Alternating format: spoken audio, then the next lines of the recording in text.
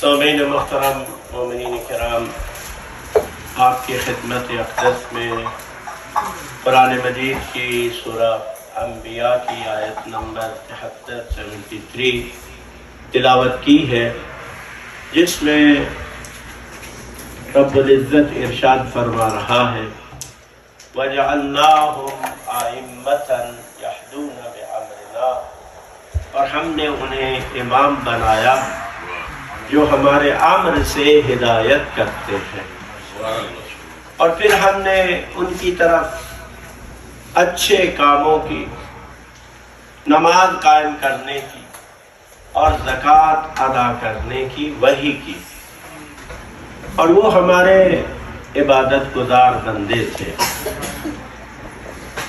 اس آیے مجیدہ میں اللہ تعالیٰ نے انبیاء ائمہ علیہم السلام کے بارے میں بتایا کہ امامت کیا ہے اور امامت کی صفات کیا ہے۔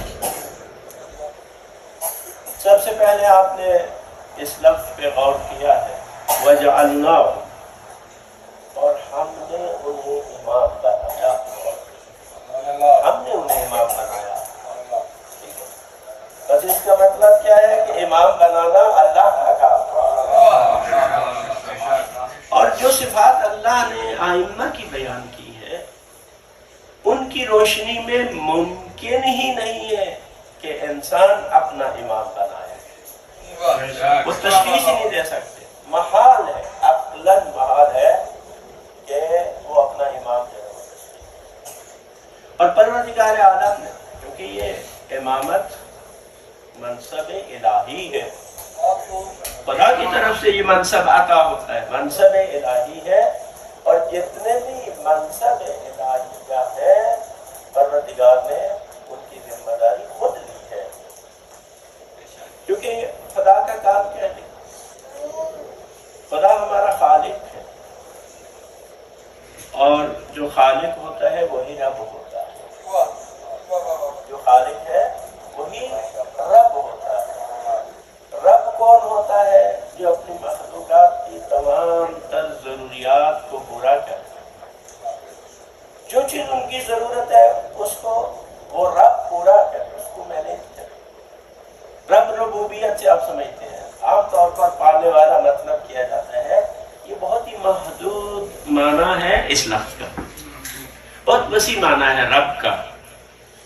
جس طرح سے خدا ذات میں ایک ہے، وہ اپنی خالقیت میں ہے، اور پھر ربوبیت میں بھی ایک ہے، رب بھی ایک ہے۔ اب رب کا کام کیا ہے کہ وہ اپنی مخلوقات کی ضروریات کو پورا کرے۔ اب اللہ نے انسان کو خلق کیا اور فرمایا کہ میں نے عبث خلق نہیں کیا، فضول نہیں بنایا، بلکہ انسانوں کی تخلیق کا ایک مقصد ہے، ایک مقصد ہے۔ اللہ نے اس مقصد کے لیے انسان کو خلق کیا ہے۔ اگر وہ مقصد پر ہم ذرا غور کریں تو آپ کو لطف آئے گا، اور اس کی عظمت اور اس کی کرامت اور اس کے لطف و کرم پر آپ ناز کریں گے۔ مقصد کیا ہے اللہ کا انسان کو خلق کرنے کا؟ انسان کو خلق کرنے کا مقصد ہے قربتاً الی اللہ، قربتاً الی اللہ، یعنی اللہ چاہتا ہے یہ انسان ان پستیوں سے نکل کر اس اعلیٰ ترین منزل تک پہنچ جائے جسے قرب خداوندی کہا جاتا ہے۔ اس لیے آپ ایک اور جگہ پر دیکھتے ہیں، سورہ زاریات میں اللہ تعالیٰ ارشاد فرماتا ہے وَمَا خَلَقْتُ الْجِنَّ وَالْإِنسَ إِلَّا لِيَعْبُدُونَ، کہ ہم نے جنوں اور انسانوں کو پیدا نہیں کیا مگر عبادت کے لیے۔ تو اب آپ دیکھیں جتنی بھی عبادات ہیں، جتنی بھی عبادات ہیں، نماز سے لے کر روزے سے لے کر عزاداری سید الشہداء امام حسین علیہ السلام،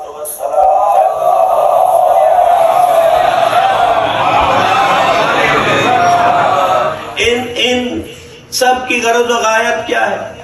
قربتاً الی اللہ۔ تو یہ انسان کی تخلیق کا مقصد جو اللہ نے عبادت قرار دیا ہے، تو گویا عبادت اس مقصد تک پہنچنے کا ذریعہ ہے جس کے لیے اللہ نے انسان کو خلق فرمایا ہے۔ اب اللہ نے ایک مقصد کے لیے خلق کیا اور پھر انسان کو اختیار اور ارادہ بھی دیا، اختیار بھی دیا، ارادہ بھی دیا۔ جب اختیار دیا ہے تو لازمی طور پر اس کے سامنے دو راستے ہیں، اس کے لیے آپشن موجود ہے انسان کے۔ اگر اس کے لیے کوئی آپشن نہ ہو تو پھر اختیار اور ارادے کا کوئی معنی نہیں ہے۔ معنی اختیار کا تبھی بنتا ہے جب اس کے سامنے دو راستے ہوں۔ اب جب دو راستے ہیں تو اب انسان کو ضرورت پیش آئی ہدایت کی، کہ ان راستوں پر چلنے کے لیے اور اس مقصد تک پہنچنے کے لیے اسے گائیڈنس کی ضرورت ہے، اسے ہدایت کی ضرورت ہے۔ خود انسان اس تک نہیں پہنچ سکتا، لہذا یہ رب کا کام ہے کہ جب اس نے انسان کو پیدا کیا تو اس کی ہدایت کی ضرورتوں کو بھی وہ پورا کرے، اور اس نے ہدایت کی ضرورتوں کو پورا کرنے کے لیے اپنے ذمہ لیا۔ علینا للہدی، ہدایت دینا ہمارا کام، یہ خدا کا کام ہے، خدا ہدایت دیتا ہے۔ لہذا اس مقصد تک پہنچنے کے لیے جو مقصد تخلیق انسان ہے، اللہ تعالیٰ نے انسان کی ہدایت کے لیے قانون بھی عطا کیا ہے، اور قانون کی طرف رہنمائی کرنے والے اور قانون اور شریعت اور راستہ بتانے والے بھی اس نے اپنی طرف سے بھیجے ہیں، انبیاء علیہ السلام۔ لہذا انبیاء علیہ السلام انسان کی ہدایت کے لیے ہیں، اور اس عظیم پروردگار نے اس ضرورت کو اس انداز سے پورا کیا ہے کہ سب سے پہلا انسان جو اس دنیا میں آیا اسے اللہ نے ہادی بنا کر بھیجا ہے، تاکہ ایسا نہ ہو کہ ہدایت لینے والے موجود ہو اور ہدایت دینے والا موجود نہ ہو۔ اور اسی طرح روایات میں ہے کہ سب سے آخر میں جو انسان اس دنیا سے جائے گا وہ بھی ہادی ہوگا۔ اور اس پورے عرصے میں اول سے لے کر آخر تک کوئی ایسا لمحہ نہیں آیا اس دنیا میں کہ جب ہادی موجود نہ ہو۔ روایت ہے لولا الحجۃ لساخت الارض علی اہلہا، اگر زمین پر حجت خدا نہ ہو تو زمین اپنے اہل سمیت غرق ہو جائے، تباہ و برباد آج ہو جائے۔ بس اس دنیا کا باقی رہنا، اس دنیا کی رونقیں باقی رہنا، نظام دنیا کا چلتے ہوئے رہنا یہ بتاتا ہے کہ کوئی ہادی پردہ غیبت میں ضرور ہے۔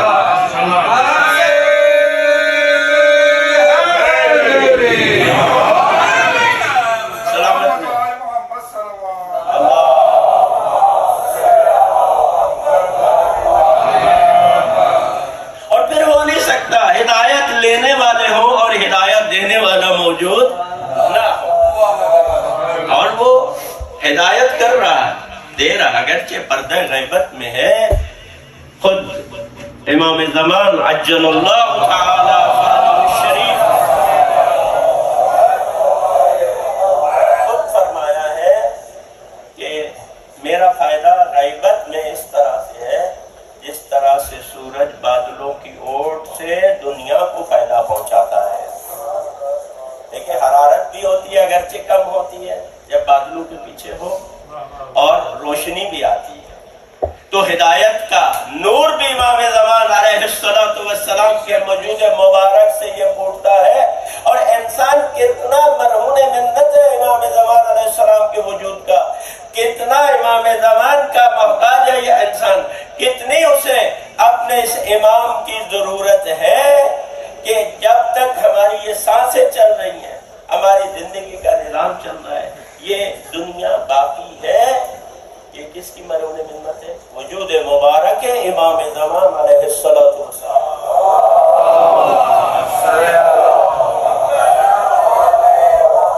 وبوجودہ ثبتت الارض وبیمنہ رزق الورا، اس کے وجود مبارک کی وجہ سے، اس کی برکت سے زمین و آسمان قائم ہے، اور انہی کے وجود مبارک کی برکت سے مخلوقات کو روزی ملتی ہے۔ یہ سب صدقہ امام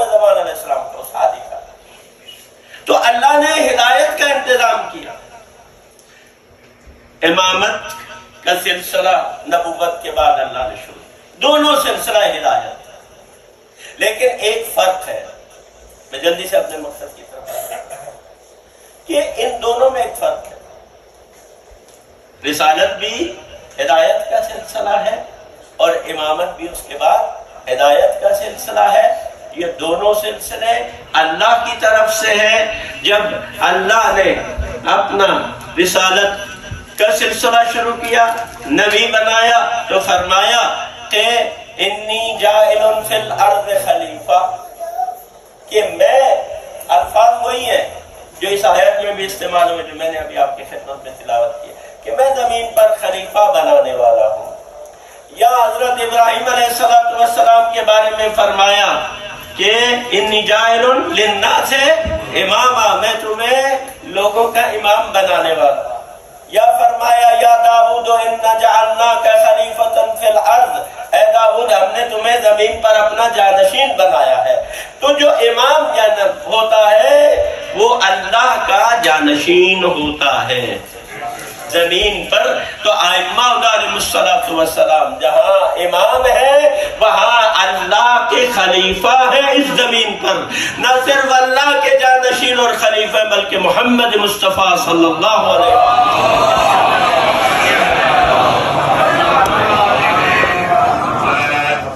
تو اب ان کام کیا ہے؟ نبی کا کام کیا ہے؟ ہدایت دے، اور امام کا کام کیا ہے؟ ہدایت دے۔ توجہ چاہتا ہوں آپ سامعین محترم کی،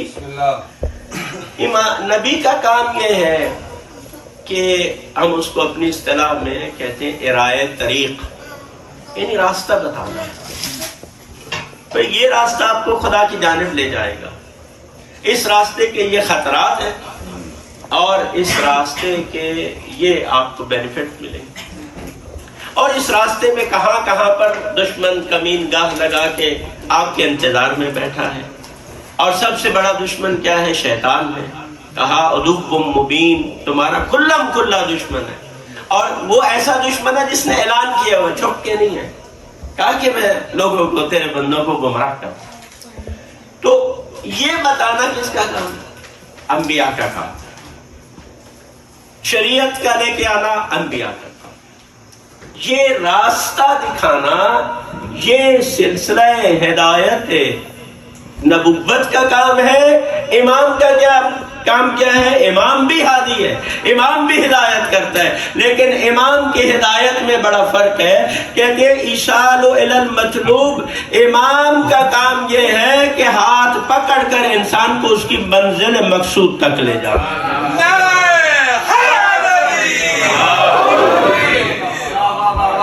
یہ امام کا کام ہے کہ امام فقط رہنمائی نہیں کرتا، راستہ نہیں دکھاتا، وہ انبیاء دکھاتے ہیں۔ ائمہ علیہم السلام انسان کو اس کی منزل مقصود تک پہنچاتے ہیں، اس کو خدا تک پہنچاتے ہیں، اس کی ہدایت کرتے ہیں۔ اور یہ ہدایت جیسے اس آیت میں یہدون بامرنا، ہمارے امر سے ہدایت کرتے ہیں، ہمارے امر سے ہدایت کرتے ہیں، ہمارے حکم سے ہدایت کرتے ہیں۔ اور یہاں پر علماء یہ بتاتے ہیں کہ اس امر سے مراد کیا ہے۔ توجہ ہے نا سامعین؟ میں معذرت چاہتا ہوں، آپ کے مزاج عالیہ سے زیادہ مجھے آگاہی نہیں ہے، لیکن انشاءاللہ تعالی یہ مفید ہوگی آپ کو۔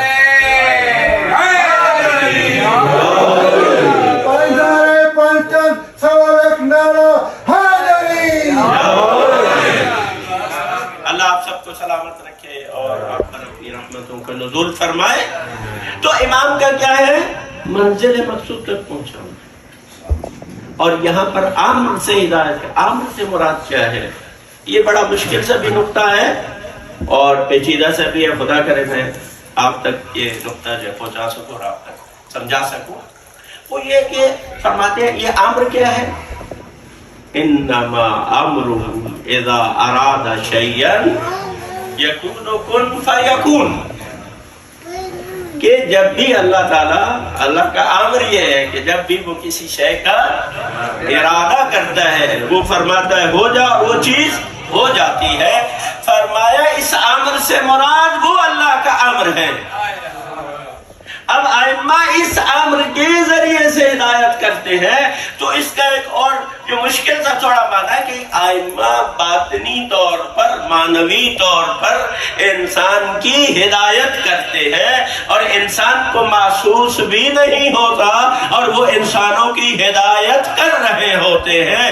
اگر آپ کو کوئی اچھا کام کرنے کو ملے، اچھی سوچ آپ کے ذہن میں آئے، آپ مجلس میں آئے ہیں، یا اور آپ کو ممکن ہے کوئی ایسے دوست بیٹھے ہوں گے کہ جن کو ائمہ نے ہدایت کی اور وہ ائمہ کے راستے پر آ گئے، اب کس نے ان کی رہنمائی کی، کس نے ان کو اس طرح متوجہ کیا؟ وہ امام ہے جو حکم خداوندی سے انسانوں کی ہدایت کرتا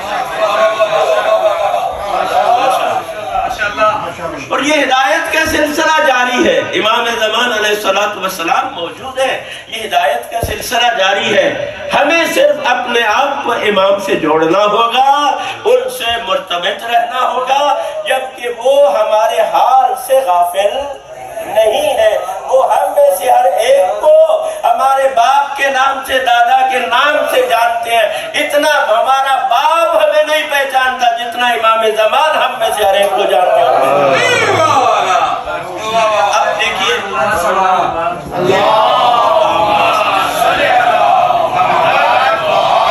بہت نزدیک ہے، آپ تو دنیا کے کونے میں تشریف فرما ہے، حدیث ہے کہ کوئی بھی شیعہ ہماری نظروں سے غائب نہیں ہے، چاہے وہ شرق دنیا میں رہتا ہو یا غرب دنیا میں رہتا ہو، دنیا کے جس کونے میں بھی موجود ہو۔ اور آج کل تو دیکھیں نا، یہ مسئلہ ویسے ہی حل ہو گیا ہے۔ اب ایک بندہ کہیں پر بھی بیٹھا ہے، آن لائن وہ سب کچھ جو ہے وہ دنیا کے حصے کو دیکھ سکتا ہے۔ وہ کہتے ہیں گوگل پہ آپ بٹن دبائیں، آپ کس جگہ پر ہے وہ آ جائے گا، یا جس جگہ کو آپ سرچ کرنا چاہتے ہیں وہ بھی آپ کے سامنے آ جائے گی۔ لہذا ائمہ علیہم السلام کی پاور تو اللہ نے اس سے بھی اس کو زیادہ دی ہے۔ اب ایک اور بات آپ کی خدمت میں عرض کرتا ہوں، وہ یہ ہے، اب جب امام کا کام ہے انسان کی باطنی ہدایت کرنا، ٹھیک ہے نا، باطنی ہدایت کرنا ہے، تو اب امام کو معلوم ہونا چاہیے یہ بندہ کیا کرتا ہے،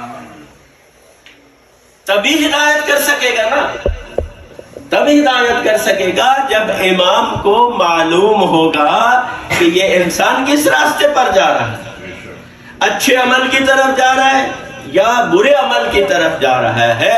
بلکہ یہاں تک یہ ہے کہ وہ سوچتا کیا ہے، اس کے ارادے کیا ہیں، وہ سب امام کو معلوم ہونا چاہیے۔ اگر امام کو معلوم نہیں ہے تو وہ انسانوں کی ہدایت کیسے کر سکے گا؟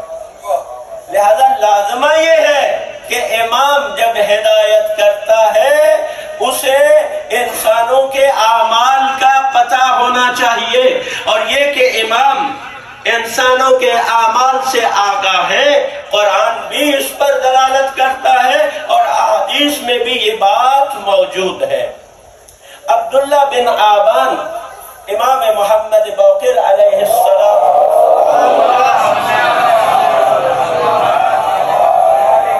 صحابی ہے، وہ ایک دن کہنے لگا امام سے کہ یا ابن رسول اللہ آپ ہمارے لیے دعا کریں۔ امام نے فرمایا کیا تم سمجھتے ہو ہم تمہارے لیے دعا نہیں کرتے؟ کیا تم سمجھتے ہو کہ ہم تمہارے لیے دعا نہیں کرتے؟ کتنا خدا کا لطف ہے، خدا نے ہمیں ایسے امام عطا کیے ہیں۔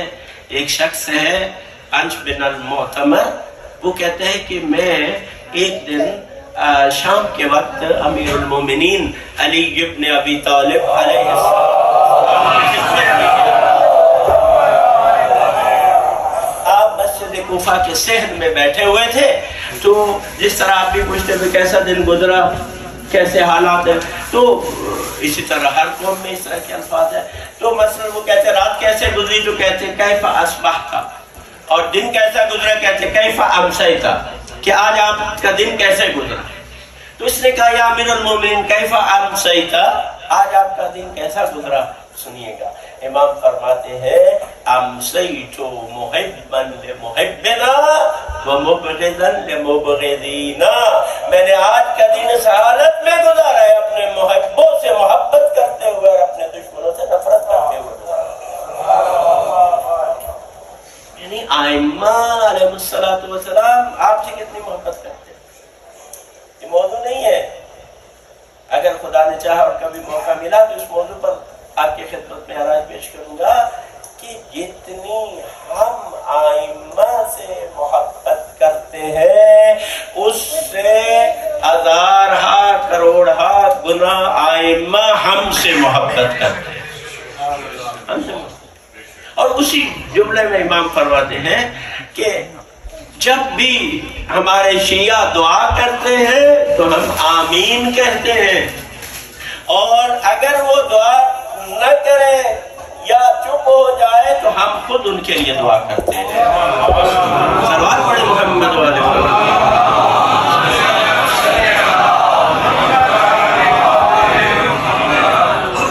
अब जब मौला ने उससे कहा ना कि क्या तुम समझते हो कि हम तुम्हारे लिए दुआ नहीं करते, कहा मौला ने कहा कि तुम्हारे आमाल, हमारे शियों के आमाल सुबह शाम हमारे सामने पेश होते हैं।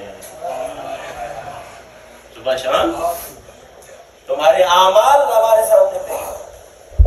तो उसको थोड़ा सा ताज्जुब हुआ कि ये इमाम अलैहिस्सलाम जो फरमा रहे कैसे है सुबह शाम हमारे आमाल कैसे आइम्मा के सामने पेश होते। उसने कहा तो कुछ नहीं, लेकिन चेहरे से उसकी हैरानी टपक रही थी। लिहाजा इमाम बाक़िर अलैहिस्सलातु वस्सलाम ने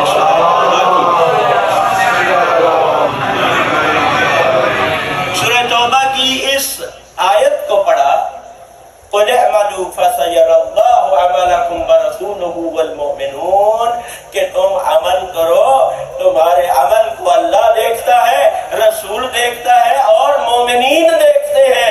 इमाम बाक़िर फरमाते हैं वल्लाह इन मोमिनीन से मुराद अमीरुल मोमिनीन और उनकी औलाद है। सल्लल्लाहु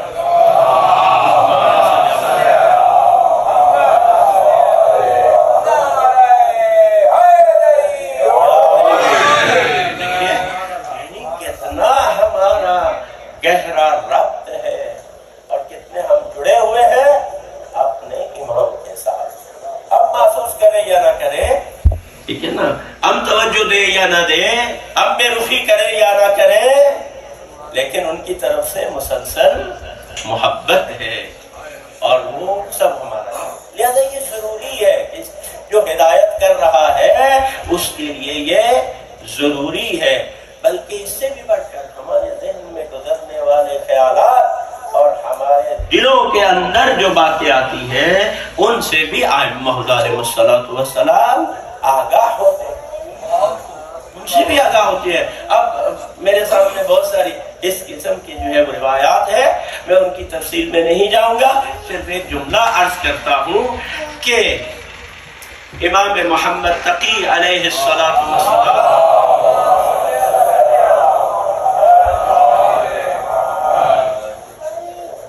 इमामत, आपको मालूम है कि 8 साल की उम्र में आपने इस इलाही मनसब को संभाला तो लोगों के दिलों में शक़ व शुबहात पैदा हुए, हत्ता बात अपने चाहने वालों के दिलों में भी कि भाई ये 8 साल का बच्चा कैसे इमामत की अजीम जिम्मेदारियों को संभालेगा। तो बगदाद के कुछ मोमिनीन हैं और इनमें रावियान हैं, आइम्मा अलैहिस्सलाम के असहाब हैं, चूँकि इमाम का देखें इमाम की इमामत पर जो दलील है वो उनकी दलील उनका इल्म, इमाम की निशानी, इमाम की अलामत उनका इल्म है। तो इन्होंने कहा कि ये बुजुर्ग खड़े हैं, आप जानबूझ के खड़े या जगह नहीं? अच्छा ठीक, मैंने कहा अगर मसला है तो उन्होंने कहा कि हम कुछ सवालात तैयार करते हैं और ले जाते हैं इमाम जमात अलैहिस्सलाम की खिदमत में। तो अगर उन्होंने हमारे सवालों के जवाब दे दिए तो इसका मतलब है कि वो इमाम बरहक है। इमाम बरहक समझते थे, लेकिन समझते थे कि अभी शायद कबल अज वक्त है, तो पर वो अलग बहस है।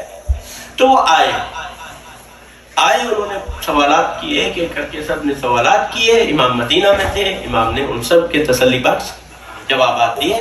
एक रावी कहता है कि मेरे ज़हन में भी कुछ सवालात थे, تو میں نے کہا جب یہ ان سے امام فارغ ہو جائیں گے تو میں بھی ان سے سوال کروں گا۔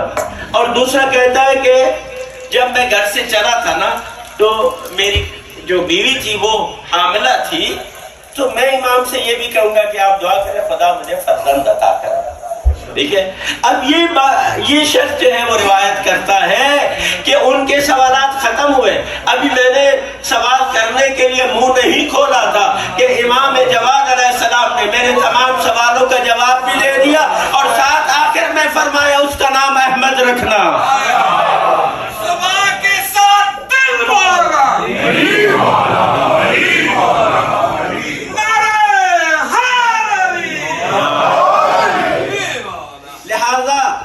میرے دوستو، جو اس کا دوسرا پہلو ہے نا وہ ہمیں خیال رکھنا ہے۔ آج شام کو جو میرے اعمال میرے مولا و آقا امام زمان علیہ السلام کی خدمت میں پیش ہوں گے، کیا میرے اعمال کو دیکھ کے میرے مولا خوش ہوں گے یا میرے مولا ناراض ہوں گے؟ یہ دیکھیں۔ اور دوسرا یہ کہ میرے ذہن میں جو گزرنے والے خیالات ہیں ان سے بھی میرے آقا آگاہ ہے، لہذا اپنے خیالات کو بھی ہم پاک کریں، اپنے ذہن کو بھی پاک کریں، اپنی فکر کو بھی پاک کریں، تاکہ کل کو ہم جب بارگاہ امام زمان علیہ السلام میں جائیں تو ہمیں شرمندہ نہ ہونا پڑے۔ یہ ضرور، یہ فضائل اہل بیت علیہ السلام کے، جو بھی فضیلت اہل بیت علیہ السلام کی، اس میں ہمارے لیے ایک تربیت کا نقطہ بھی موجود ہے۔ بس میں آگے بڑھتا ہوں کہ ہم نے انہیں وحی کی، فعل خیرات کی، نماز قائم کرنے کی اور زکوٰۃ ادا کرنے۔ اب دیکھیے یہ اتنی بڑی صفت ہے ائمہ علیہ السلام کی۔ آپ دیکھیں تمام ائمہ کی زیارت آپ پڑھے اٹھا کے دیکھ لیں، بالخصوص آپ مولا امام حسین علیہ السلام کی زیارت آپ پڑھتے ہیں، زیارت وارثہ پڑھتے ہیں، کچھ مومنین ہیں جو روزانہ پڑھتے ہیں، کچھ مومنین ہیں جو شب جمعہ کو پڑھتے ہیں، اور ممکن ہے کچھ ایسے ہوں جو کبھی کبھی پڑھتے ہیں۔ کیا کہتے ہیں آپ؟ امام کو مخاطب کر کے کہتے ہیں اشہد انک قد اقمت الصلاۃ وآتیت الزکاۃ۔ امیر المومنین کی زیارت میں بھی یہ جملہ ہے، امام حسین کی زیارت میں بھی یہ جملہ ہے، باقی ائمہ علیہ السلام کی زیارت میں بھی جملہ ہے۔ تو آپ دیکھیں کہ کتنی مماثلت ہے قرآن کی آیت جو کہہ رہی ہے اور ائمہ علیہ السلام کا جو عمل ہے، اور پھر ہم اس عمل کی گواہی دے رہے ہیں۔ گویا ہم دوسرے الفاظ میں بتا رہے ہیں کہ اللہ نے جو آپ کو امام بنایا، آپ نے امام ہونے کا اپنا حق ادا کر دیا۔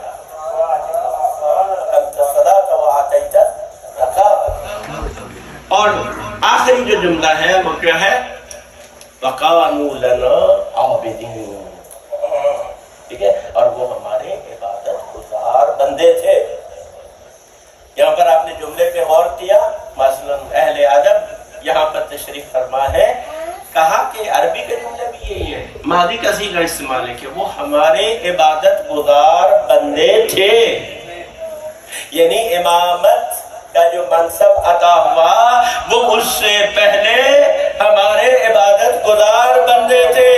اور اس عبادت کا عالم کیا ہوگا جب ایک معبود تھا اور یہ 14 عبادت کرنے والے تھے۔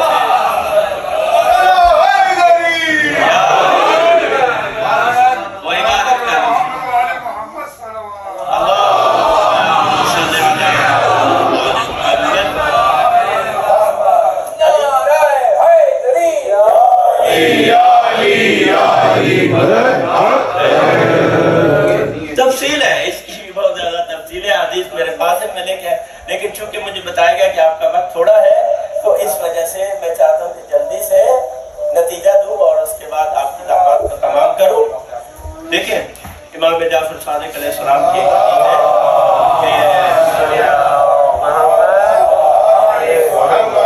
اللہ نے محمد مصطفیٰ صلی اللہ علیہ وسلم کے نور کو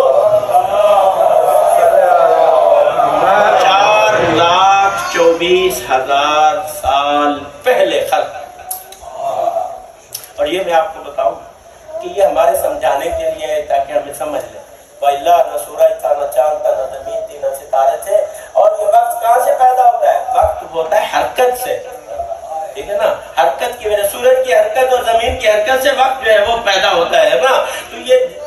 جو ہم سال مہینے یہ ہمارے اس لحاظ سے ہے، وہاں تو وقت ہی نہیں تھا، ٹھیک ہے نا، وہاں وقت ہی نہیں تھا۔ معراج اس کا ایک اعلیٰ ترین نمونہ ہے کہ اتنی حضور پاک سیر کر کے آئے، جب واپس آئے تو دروازے کی کنڈی اسی طرح سے ہل رہی تھی، وہاں مسئلہ نہیں، وہاں وقت کا کوئی، لیکن پھر بھی ہمارے 4,24,000 سال پہلے اللہ نے محمد مصطفیٰ کا نور خلق کیا، اور اس کے 1,00,000 سال کے بعد باقی مولا علی کے نور کو، فاطمہ زہرا سلام اللہ علیہا، باقی معصومین کے نور کو خلق کیا۔ اب امام فرماتے ہیں کہ اس عالم میں، اس ملکوتی عالم میں، اس نورانی عالم میں کوئی اور چیز خلق نہیں ہوئی تھی سوائے ان 14 کا نور تھا۔ اب امام فرماتے ہیں کہ ہم تسبیح کرتے تھے، ہماری تسبیح کو دیکھ کے بعد میں جو فرشتے پیدا ہوئے وہ تسبیح کرنے لگے، گویا فرشتوں کو آداب بندگی محمد و آل محمد نے سکھائے، آداب بندگی انہوں نے ان سے سیکھا ہے۔ اور ایک روایت دین میں آ رہی ہے لیکن کیونکہ وقت نہیں ہے، کہ جس میں جبرائیل کہتے ہیں کہ امیر المومنین میرے استاد ہیں، ٹھیک ہے نا، کیوں کہ انہوں نے مجھے سکھایا ہے۔ تو بہرحال یہ اس وقت عبادت گزار تھے۔ اب ہم دنیا میں آتے ہیں تو آپ یہ دیکھتے ہیں نبی کریم صلی اللہ علیہ وآلہ وسلم کی عبادت کا یہ عالم ہے، عبادت کا یہ عالم ہے۔ اتنے بارگاہ رب العزت میں کھڑے ہوتے تھے کہ پاؤں پر ورم آ جاتے تھے، یعنی پاؤں سوج جاتے تھے۔ کتنا انسان کھڑا ہو تو اس کے پاؤں سوجتے ہیں، یعنی بہت دیر تک کھڑا رہے تو پھر ایسا موقع آتا ہے۔ آپ اس نبی کریم کے عابد ہونے کا آپ یہ اندازہ لگائیں کہ خدا فرماتا ہے تاہا ما انزلنا علیک القرآن لتشقی، اے میرے حبیب تاہا ہم نے قرآن اس لیے تو نازل نہیں کیا کہ آپ اپنے آپ کو مشقت میں ڈالیں۔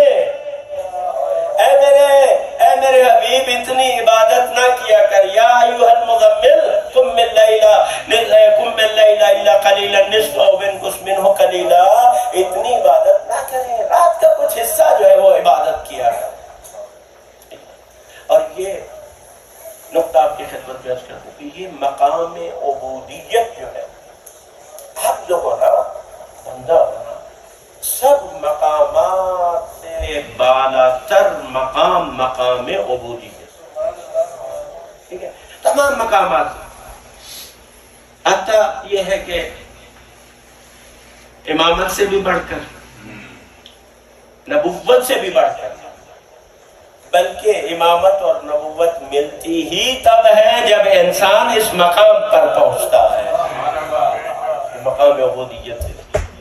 لہذا آپ پڑھتے ہیں نا تشہد میں، اشہد ان محمدًا عبدہ ورسولہ، پہلے ان کے مقام عبودیت کی گواہی دیتے ہیں، اس کے بعد مقام رسالت کی آپ گواہی دیتے ہیں۔ تو عبودیت بہت بڑا مقام ہے۔ اب آئیے امیر المومنین علی ابن ابی طالب علیہ الصلوۃ والسلام کی زندگی، کتنی عبادت کرتے ہیں امیر المومنین علیہ الصلوۃ والسلام، کتنی عبادت کرتے ہیں، کتنی عبادت کرتے ہیں، یعنی امیر المومنین کی عبادت پر زین العابدین حسرت کرتے ہوئے نظر آتے ہیں۔ روایت ابن عباس نے بھی بیان کیا، غور نے بھی بیان کیا، رسول خدا صلی اللہ علیہ وآلہ وسلم نے فرمایا اذا کان یوم القیامت ینادی مناد عین زین العابدین، رسول اللہ نے فرمایا کہ جب قیامت کا دن ہوگا، سب اولین و آخرین جمع ہوں گے، تو اس وقت ایک منادی ندا دے گا کہ زین العابدین کہاں ہے؟ تو اس وقت رسول اللہ فرماتے ہیں میں دیکھ رہا ہوں میرا یہ فرزند اس پورے عالم محشر میں کھڑا ہو کے صفوں کو چیرتا ہوا آگے کی طرف جائے گا۔ تو زین العابدین یعنی عابدوں کی زینت امام سجاد علیہ السلام۔ اب آپ بتائیں، خدا کہہ رہے وَكَانُوا لَنَا عَابِدِينَ، اب سمجھ آتی ہے امام انہی کو ہونا چاہیے جو سب سے زیادہ عبادت گزار، سب سے زیادہ عبادت، اور وہ حسرت کرتے ہیں امیر المومنین علیہ السلام کی عبادت پر۔ جب بہت زیادہ عبادت کرتے تھے اور آپ کی صحت بھی بہت زیادہ یعنی خراب رہنے لگی اس عبادت سے، تو دو تین روایات ہیں، ایک امام کی پھوپھی نے کسی سے کہا، ایک خود امام محمد باقر علیہ السلام نے فرمایا کہ بابا جان آپ اتنی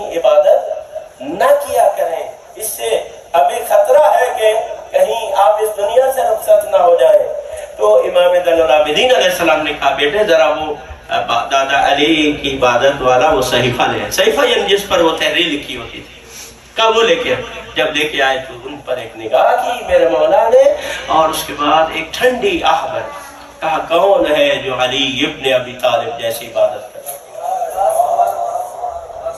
مولانا کی عبادت کیسا اندازہ لگا، لیکن وہ علی ابن ابی طالب کیا فرماتے ہیں؟ پروردگارا میں اتنی تیری عبادت نہیں کر سکتا جو تیری عبادت کا حق تھا، وہ حق ادا نہیں کرتا۔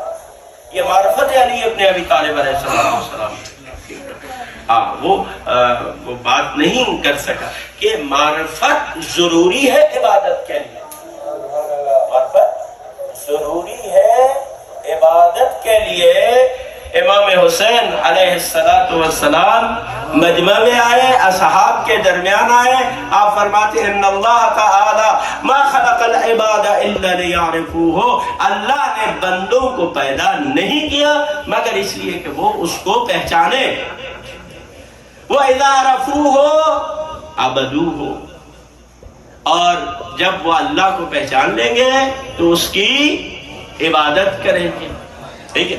اذا عبدوہ، جب وہ اس کی عبادت کریں گے، استغنوا بعبادتہ عن عبادت ما سواہ، تو اس کی وجہ سے وہ ما سوا اللہ غیروں کی اغیار کی عبادت سے بے نیاز ہو جائیں گے، پھر انہیں کسی اور کے سامنے جھکنے کی ضرورت پیش نہیں آئے گی، پھر وہ صرف جو خدا کو سجدہ کرتے ہیں وہ کسی اور کے آگے نہیں جھکتے، وہ ایک سجدہ جسے تو گراں سمجھتا ہے 1000 سجدوں سے آدمی کو دیتا ہے نجات۔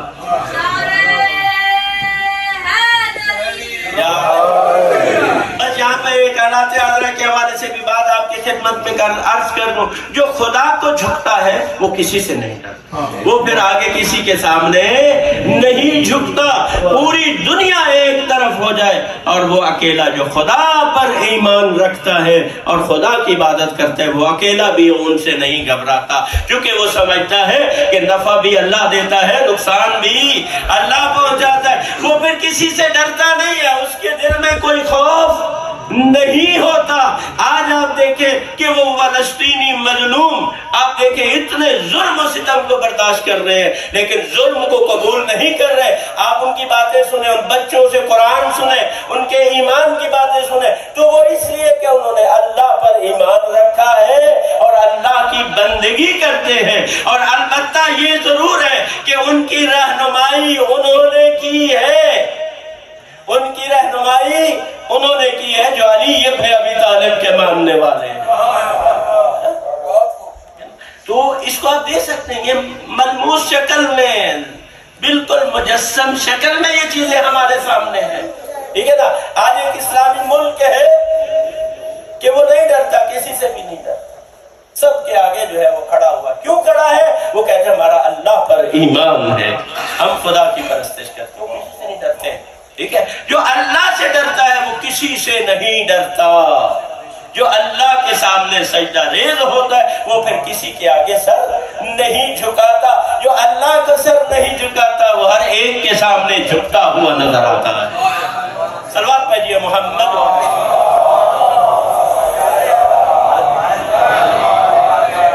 تو مولا امیر المومنین نے کسی بات پر فخر نہیں کیا اپنی زندگی میں، شجاعت بھی تھی، بہادری، سخاوت، علم، سب چیز امیر المومنین کے پاس ہے، علم امیر المومنین کے پاس ہے، ٹھیک ہے نا۔ بعد از رسول کوئی بھی علی کا مقابلہ ان تمام چیزوں میں، تمام فضائل میں علی کا مقابلہ کوئی بھی نہیں کر سکتا، لیکن ہم یہ دیکھتے ہیں کہ علی نے اگر کسی بات پر فخر کیا ہے تو اپنے عبد ہونے پر فخر کیا ہے۔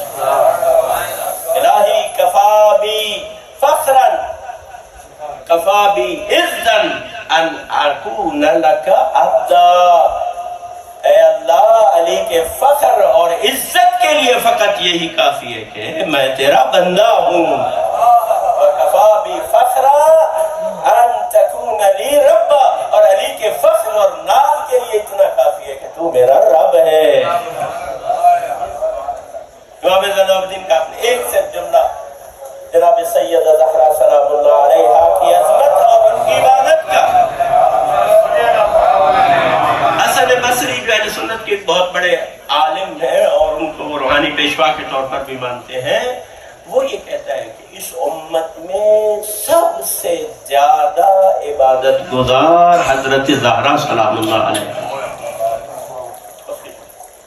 اب آپ دیکھیں بی بی کی عمر کتنی ہے، 9 سال کی عمر میں بی بی کی شادی ہوئی، اور پھر امام حسن مجتبی علیہ السلام اس دنیا میں تشریف لائے، اور اسی سال ہی 15 رمضان المبارک کو امام حسن کی ولادت ہے، اور 3 شعبان کو اسی سال امام حسین علیہ السلام کی بھی ولادت ہے۔ اور یہ گھر کے کام کاج میں بچے اور گھر کے کام، بی بی چکی بھی پیستی تھی، بچوں کو بھی بہلاتی تھی، سب کام کرتی تھی بی بی، امیر المومنین کی مدد بھی کرتی تھی، ان کو جب جنگ پہ جاتے تھے امیر المومنین کو جنگی تیاری بھی کرواتی تھی، واپس آتے تھے امیر المومنین کے زخموں پہ مرہم بھی رکھتی تھی، تلوار بھی صاف کرتی تھی، یہ سب کام جناب سیدہ انجام دیتی تھی۔ لیکن ان تمام مصروفیات کے باوجود آج کل ہم سب کی لائف بڑی بیزی ہے، خصوصاً یہاں اس ملک میں رہنے والوں کی بہت زیادہ مصروف لائف ہے، لیکن میں عرض کروں گا بی بی زہرا سے کوئی آپ کی زیادہ مصروفیت نہیں ہے، ٹھیک ہے۔ لیکن اب روایت یہ کہتی ہے جب بی بی کام کاج سے فارغ ہو جاتی تھی تو محراب عبادت میں چلی جاتی تھی، اللہ کی عبادت کرنے لگتی تھی، اور فرماتے ہیں کہ امام صادق علیہ السلام کی حدیث ہے اذا قامت فی محرابها، جب فاطمہ الزہرا محراب عبادت میں کھڑی ہوتی تھی، اور ان کے بارے میں بھی یہی ملتا ہے اذا قامت فی محرابها تتورم قدمها، بی بی اتنی عبادت کرتی تھی کہ آپ کے پاؤں پر ورم آ جاتے تھے۔ مجھے بتاؤ ایک 15 16 17 18 سال کا جوان ایک شخص ہو کتنا کھڑا ہو کہ اس کے پاؤں پر ورم آ جائے، یہ فاطمہ الزہرا کی عبادت ہے۔ اور جو آگے جملہ ہے امام فرماتے ہیں کہ پھر اس کا اثر کیا ہوتا تھا، امام فرماتے ہیں قامت فی محرابها، جب فاطمہ الزہرا عبادت میں کھڑی ہوتی تھی اپنے محراب عبادت میں، یظہر نورها لأہل السماء کما یظہر نور الکوابک لأہل الارض، کہ جب بی بی محراب عبادت میں کھڑی ہوتی تھی ان کا نور آسمان والوں کے لیے ایسے چمکتا تھا جیسے زمین والوں کے لیے رات کو ستارے چمکتے۔ آپ نے تھوڑا سا ابزرو کریں، تارے کب نظر آتے ہیں؟ رات کو نظر آتے، جب سورج ہو تو نظر آتے ہیں؟ نہیں آتے، نہیں آتے نا۔ چاند بھی اگر 14ویں کو 13ویں کو تو پھر بھی نظر نہیں آتے۔ ستارے کب نظر آتے ہیں؟ جب باقی جگہ پہ اندھیرا ہوتا ہے۔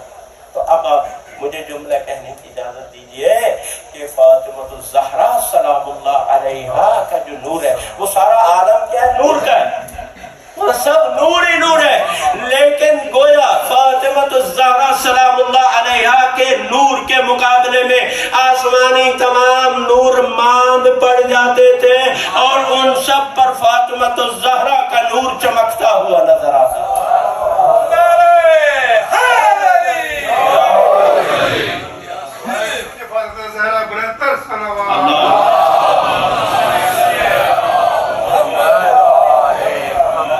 سید الشہداء امام حسین علیہ السلام، ہمارے ماں باپ قربان ہوں، ہماری جانیں قربان ہوں، ہماری اولاد قربان ہوں، ہمارا سب کچھ مولا امام حسین کے نام پر قربان۔ اب آپ دیکھیں کہ ان کی عبادت کے بارے میں کبھی سنا کہ وہ کتنی عبادت، امام جلال الدین الاسلام سے پوچھے 1000 رکعت نماز جو ہے امام حسین علیہ السلام ادا کرتے، اور آپ دیکھیں کہ ایک رات کی مہلت نہیں نا، کس لیے لی تھی؟ عبادت کے لیے۔ ایسے ہی ہے نا، عبادت کے لیے نہیں، تو کیا پہلے امام حسین عبادت نہیں کرتے تھے؟ لیکن اس سے عشق ہو، اس سے انسان کا دل نہیں بھرتا۔ اب آپ دیکھیں 2 مہینے مسلسل آپ عزاداری کرتے ہیں، کیا آپ کا جی بھر جاتا ہے؟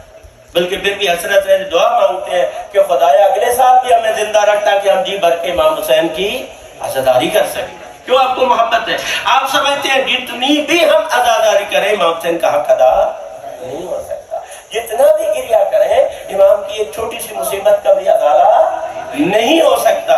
تو یہ اسی سے آپ سمجھیں کہ امام حسین خود فرماتے ہیں کہ بنفسی یا اخی، میں قربان جاؤں تجھ پر ہے عباس، یہ حضرت عباس کی عظمت کا جملہ ہے. امام حسین فرما رہے میں تم پر قربان جاؤں بابا، ذرا ان سے جا کے کہو مجھے اللہ کی عبادت سے بہت پیار ہے، ٹھیک ہے، اور قرآن کی تلاوت سے مجھے عشق ہے، لہذا آج کی رات میں دے دے کہ ہم اللہ کی عبادت کرتے ہیں.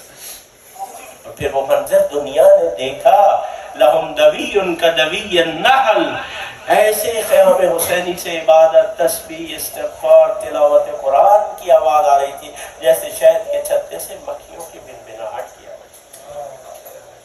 پھر امام حسین علیہ السلام کی عبادت روز عاشور سب آپ کے سامنے واقع، جیسے کہ تیروں کے سائے میں امام حسین علیہ السلام نے اپنی آخری نماز ادا کی، جو اصحاب بچے کچھ تھے ان کے ساتھ میں.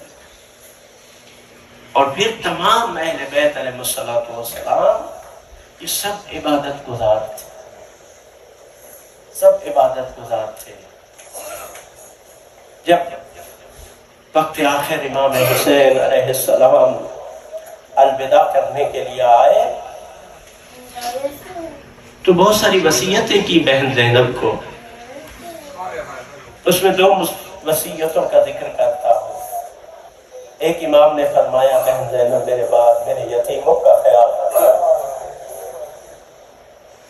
اور دوسری وصیت کی یا اختی لا تنسینی فی صلاۃ اللیل، اے میری بہن زینب مجھے نماز تہجد میں فراموش نہ کرنا، مجھے نماز تہجد میں یاد رکھنا. عزاداروں یہ کوئی معمولی جملہ نہیں ہے، اس نماز تہجد کا کیا عالم ہوگا اس کے لیے امام حسین کہیں کہ بہن زینب مجھے نماز تہجد میں یاد رکھنا. اور عظمت ہے جناب زینب سلام اللہ علیہا کی. امام سجاد علیہ السلام فرماتے ہیں میری پھوپھی زینب اتنی عبادت گزار تھیں، اتنی عبادت گزار تھیں، حتیٰ امام فرماتے ہیں 11ویں محرم کی رات بھی میری پھوپھی زینب نے نماز تہجد کو ادا کیا. میں قربان جاؤں عزاداروں، بی بی کی عبادت، بی بی کی معرفت، خدا کا کتنا بی بی کو علم اور خدا سے محبت تھی. عام حالات میں نماز تہجد پڑھنا کوئی اتنا باعث فضیلت نہیں. عزاداروں شام غریبہ کے وہ مصائب آپ کو یاد ہے جب بی بی کے خیمے جل گئے، بی بی نے حسین کے یتیموں کو اکٹھا کیا، شام غریبہ کو بی بی نے لاشیں بھی اٹھائیں، امام سجاد کو جلتے ہوئے خیمے سے بی بی نکال کے لے آئی. اس کربلا کی گرم ریت پر امام سجاد کو لٹایا اور حسین کے یتیموں کو ڈھونڈ ڈھونڈ کر بی بی صحرا میں سے لے آئی. ان خستہ تر بیویوں کو ایک ٹیلے کی اوٹ میں بچھایا. اب آپ اندازہ لگائے، ایک طرف یہ بیویاں ہیں، سہمے ہوئے ڈرے ہوئے یتیم بچے ہیں، اور دوسری طرف 72 کی لاشیں پڑی ہوئی ہیں. اب ان لاشوں کے درمیان امام سجاد فرماتے ہیں میری پھوپھی نے ریت کا مسلح بنا کر نماز تہجد پڑھنا شروع کی. اللہ اکبر، اس نماز کا کیا عالم ہوگا جب زینب کبریٰ ان تمام مصائب اور دن بھر کی مصیبتوں کو برداشت کرنے کے بعد بارگاہ خداوندی میں کھڑے ہو کر کہا ہوگا اللہ اکبر. بجا طور پر امام نے کہا تھا بہن زینب مجھے نماز تہجد میں نہ بھولنا. اور پھر عزاداروں کانو لنا عابدین، یہ ہمارے عبادت گزار بندے تھے. پھر بی بی نے کہاں کہاں نماز پڑھی، سید الساجدین نے کہاں کہاں نماز پڑھی. کبھی بی بی نے بے پناہ اونٹ کی پشت پر بی بی نے نماز پڑھی، کبھی ویرانوں میں صحراؤں میں بی بی نے نماز ادا کی. اور پھر زندان شام میں جناب زینب کبریٰ نے نماز ادا کی. عزاداروں ایک دن امام سجاد آئے نا زندان میں تو دیکھا پھوپھی زینب بیٹھ کر نماز پڑھ رہی ہے.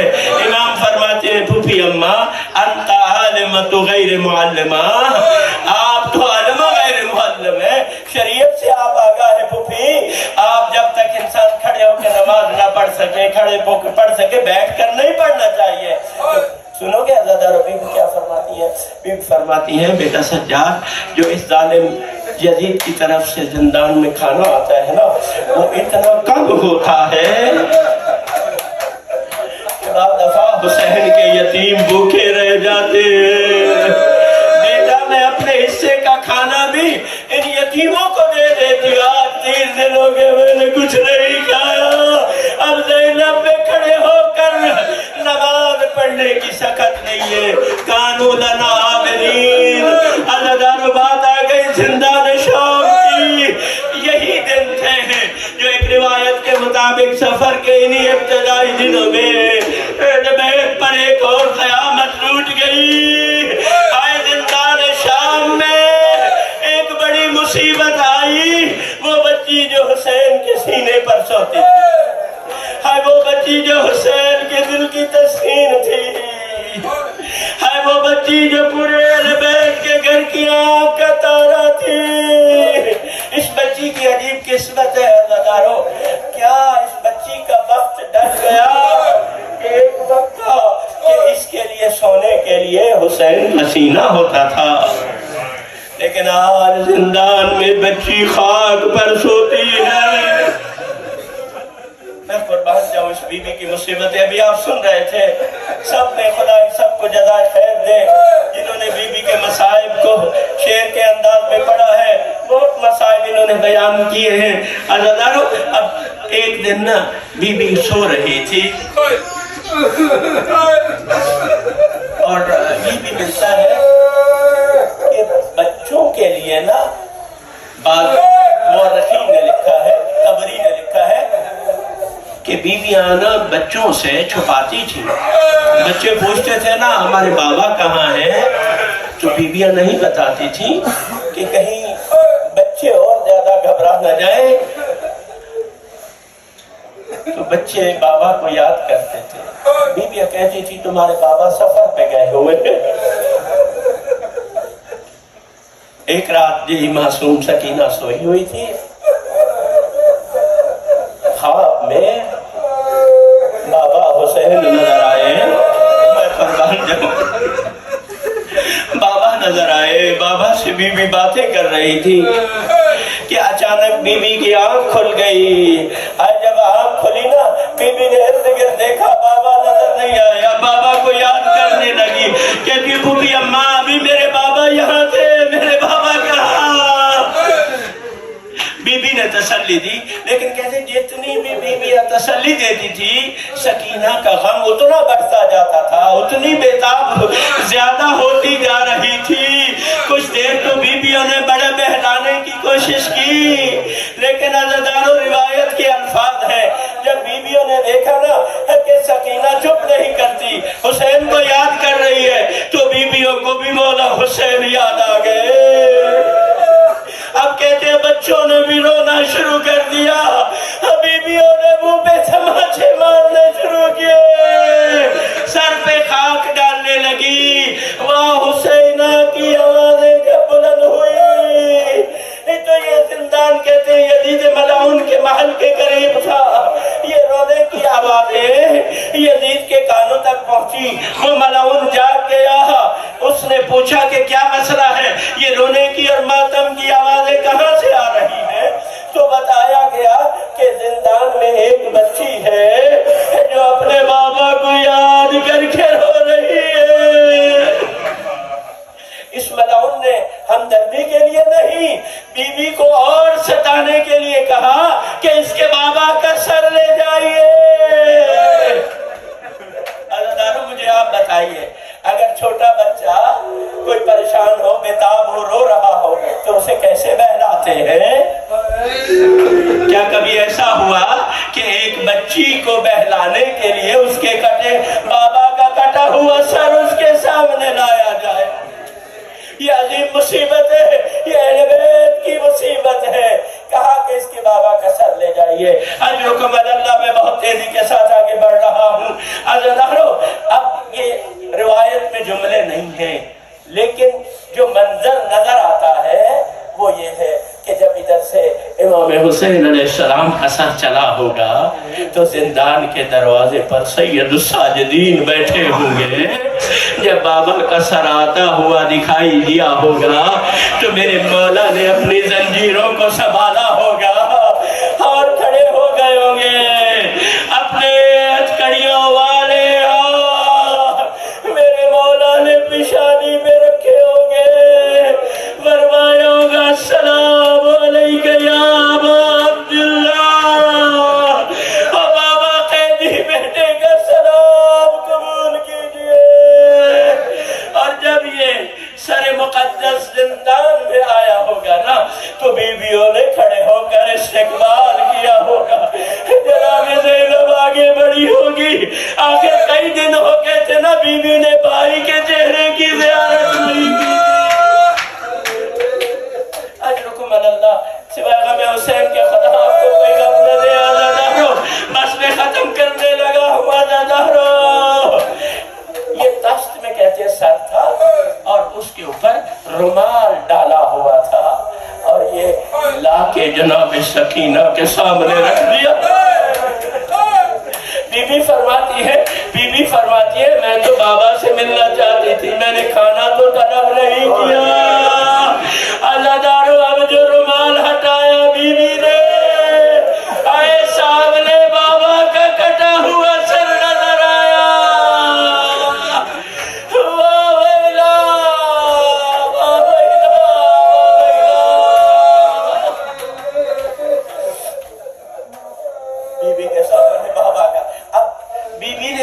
نا جو کچھ روایات میں کتابوں میں ملتا ہے کہ بی بی نے 3-4 بہن کی ہے بی بی نے آپ کا مشاہدہ ہوگا کہ جب باپ گھر سے باہر جاتا ہے چھوٹے بچے ہوتے ہیں تو جب واپس آتا ہے تو وہ بچے چھوٹی بچی جب کیا کہتی ہے بابا مجھے بھائی نہیں کہا بابا فلاں نے میرے ساتھ مجھے ڈانٹا فلاں نے میرے ساتھ یہ کیا اب مدت کے بعد جو بابا کا سر آیا ہوگا تو سکینہ نے کہا ہوگا نا بابا میرے در چھینے گئے بابا مجھے تماچے مارے گئے بابا میں شیر پھرایا گیا اجرکم اللہ بس ختم کرو عزادارو آپ کو زیادہ زحمت نہ دوں اب بی بی نے 3 بہن کی ہے سنیں گے پہلا بہن بی بی نے یہ کیا یا بتا من الذی خلب بدمائے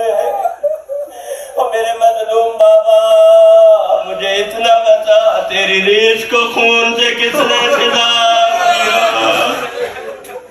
اگلا بہن بی بی نے اس سے بھی سخت کیا بی بی فرماتی ہے یا بتا من ذا الذی قطع وریدیک بابا مجھے بتا تیری رگوں کو کس نے کاٹا تیرے سر کو کس نے کاٹا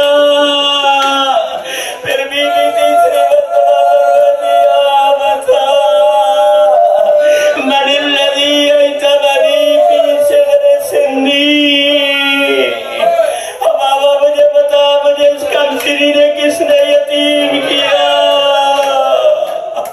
بابا اس یتیمہ کو کون پروان چڑھائے گا بس عزادارو بی بی بہن کرتے جا رہی ہے کہ یکدم بی بی نے کیا کیا اپنا منہ اپنے بابا کے منہ پر رکھ دیا اور بی بی خاموش ہو گئی کچھ دیر تک تو خاموشی تاری رہی بیویوں نے سمجھا شاید سکینہ کو سکون آ گیا سکینہ آرام کر گئی امام سجاد نے فرمایا پھوپھی اماں سکینہ کا شانہ ہلائیے سکینہ کی روح پرواز کر گئی انا للہ و انا الیہ راجعون اے زندان شام میں حسین کی یتیمہ بابا کے پاس چلی گئی قرآن ماتم کا برپا ہوا عزادار ایک جملہ تفصیل سے نہیں عرض کرنا چاہتا جہاں تک میرے بھائیوں نے مصائب پڑھا اس سے آگے ایک جملہ عرض کرنا چاہتا ہوں بعض روایات میں ہے کہ غسالہ کو منگایا گیا غسالہ آئی غسل دینے کے لیے تو جب اس غسل دینے لگی تو ایک مرتبہ پوچھتی ہے بیویو مجھے یہ بتاؤ اس بچی کی ماں کہاں ہے؟ جناب بی بی رباب کی مصیبت کہا اس بچی کی ماں کہاں ہے؟ ادھر ایک کونے میں بی بی نے آواز دی میں یہاں ہوں۔ تو یہ رسالہ پوچھتی ہے کہ بی بی مجھے یہ بتا اس بچی کو کون سی بیماری تھی؟ کیا ہوا؟ کہا بی بی نے کہا اس بچی کو کوئی بیماری ہے؟ کہا پھر بی بی بتا اس بچی کے بدن پر یہ نیلے نیلے داغ ہے